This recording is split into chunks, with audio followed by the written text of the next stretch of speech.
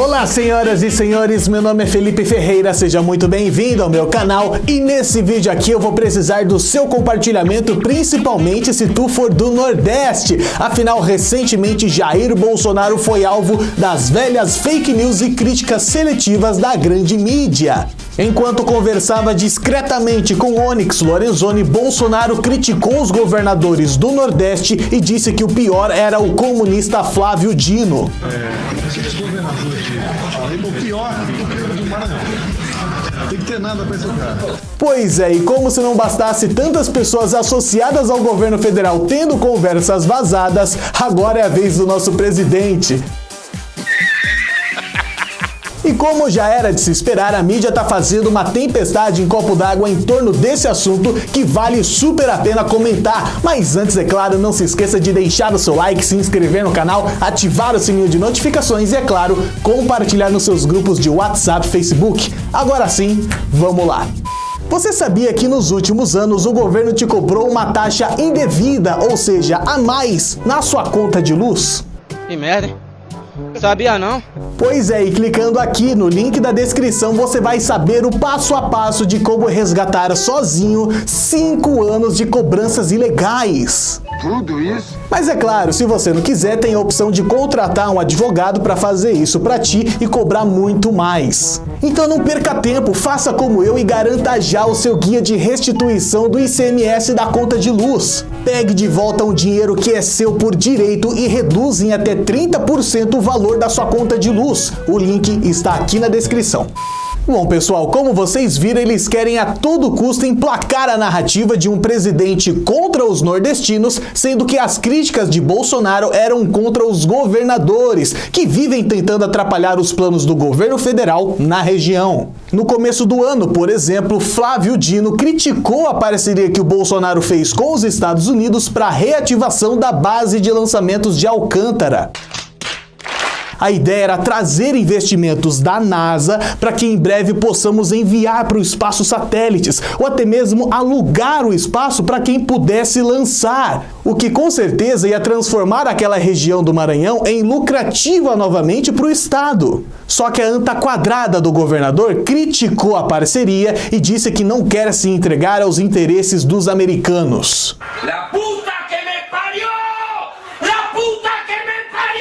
Mas enfim, outra medida que o governo Bolsonaro decidiu implantar no Nordeste foi a instalação da primeira base com tecnologia israelense para dessalinização da água. Também teve o programa GESAC, que hoje leva a internet de graça para 1 milhão de alunos nordestinos. A ferrovia Norte-Sul, que antes só dava prejuízo, mas que depois da concessão que nos rendeu quase 3 bilhões de reais, vai começar a funcionar novamente. E é claro, tudo isso fora a criação do 13º salário do Bolsa Família, que vai injetar bilhões de reais no Nordeste aos finais de ano. Porra! Tudo isso? Sério mesmo que depois de tantas coisas em menos de 200 dias de governo, você acha que o Bolsonaro trata a região nordestina com indiferença, com preconceito?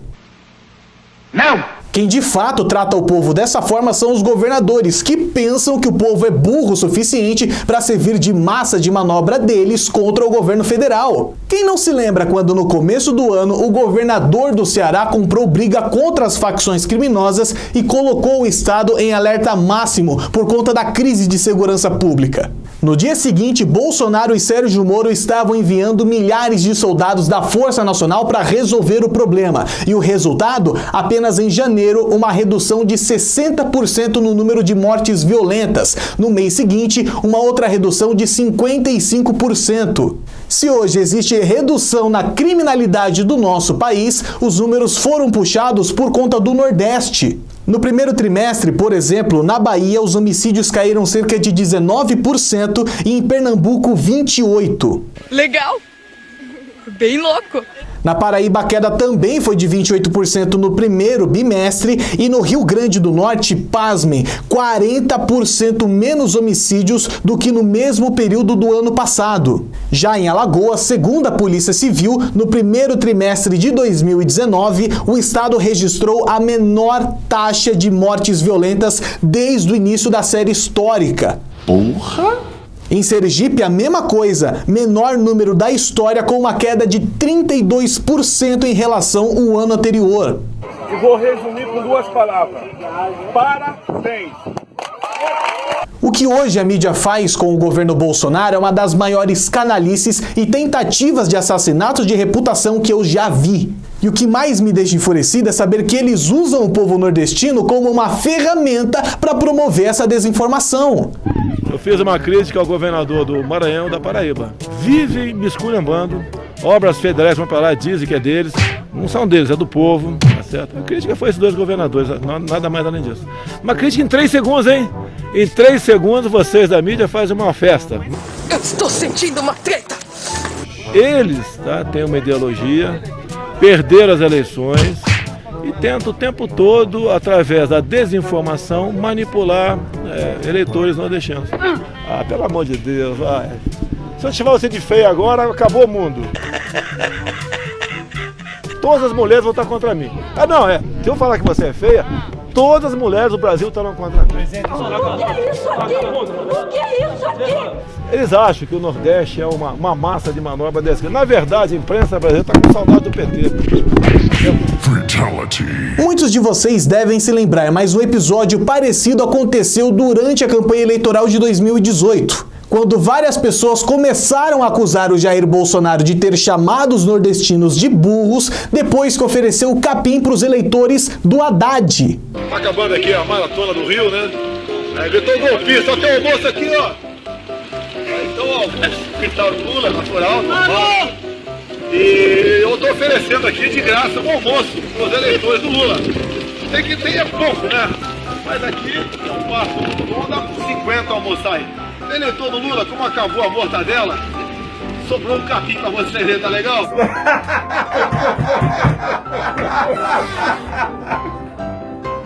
Eu já disse isso daqui recentemente no canal e volto a repetir. O problema não é criticar o governo. Isso todo mundo deve fazer porque é nosso papel cobrar uma boa prestação de serviço. O problema é quando essas críticas são seletivas ou mal intencionadas. Por exemplo, recentemente, a cantora Alcione publicou um vídeo fomentando ainda mais a divisão da sociedade e colocando o povo nordestino contra o presidente, mesmo que ele não tenha criticado o povo em si, mas os governadores que vivem atrapalhando. Presidente Bolsonaro, eu não votei no senhor e não me arrependo. O senhor precisa respeitar o povo nordestino. Respeite o Maranhão. O senhor tem medo de facada, tem medo de tiro? Mas o senhor precisa ter medo do pensamento. O pensamento é uma força. Pense em mais de 30 milhões de nordestinos pensando contra o senhor. Isso não é bom. Comece a nos respeitar. Respeite o povo brasileiro. Agora me digam, por acaso a Alcione se pronunciou quando Lula foi preconceituoso e disse que, diferente dos nordestinos, a Dilma era uma mulher bem formada? Então, companheiras e companheiros, é importante que a gente saiba o que incomoda essa gente. Por que de repente,